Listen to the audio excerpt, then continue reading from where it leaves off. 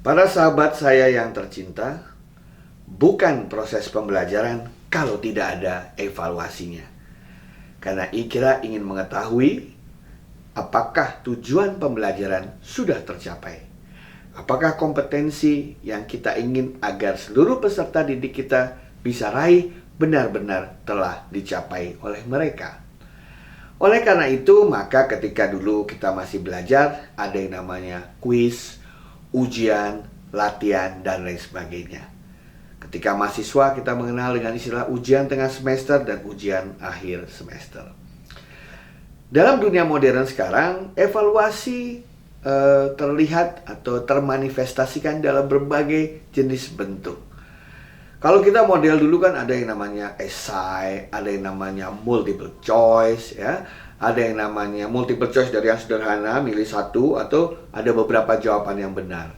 Bahkan kalau Anda masih ingat ada pertanyaan mengenai sebab akibat, ya, multiple choice tapi dalam konteks hubungan sebab akibat.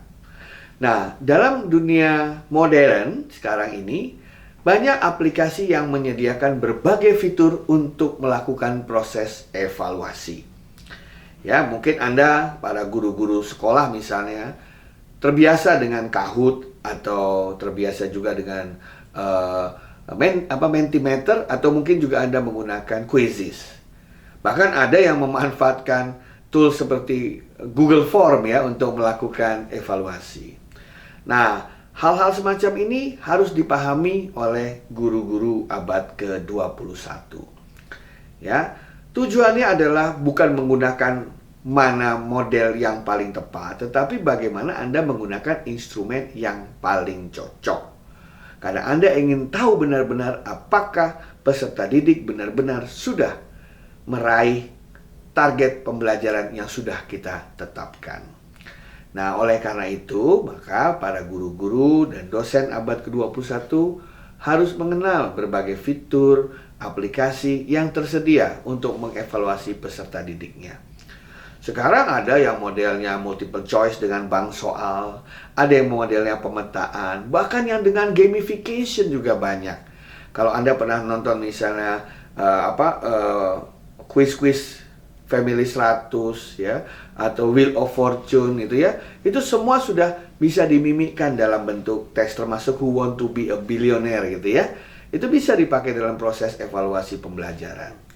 Di beberapa tempat saya melihat mereka menggunakan animasi, mereka menggunakan software simulasi ya untuk bisa membantu peserta didik dan membantu pendidik untuk memastikan bahwa proses atau tujuan pembelajaran tercapai dengan baik. Oleh karena itu, pastikan bahwa ketika Anda menyelenggarakan blended dan hybrid learning, Anda memiliki teknologi atau aplikasi untuk melakukan proses evaluasi.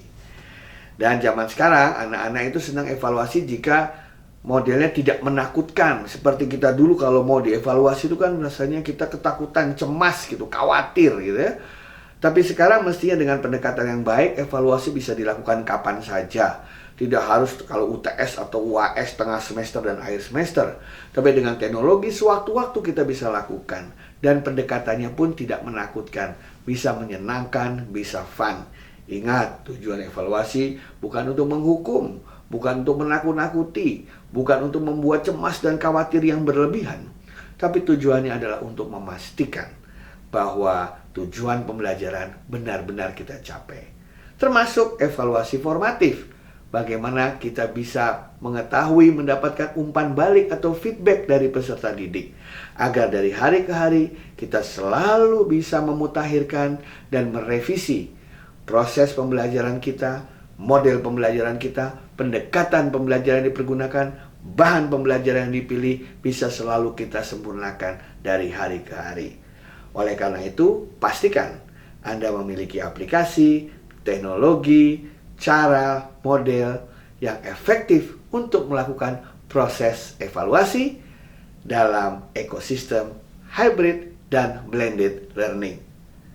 Selamat mencari model evaluasi yang baik. Sekian dan terima kasih.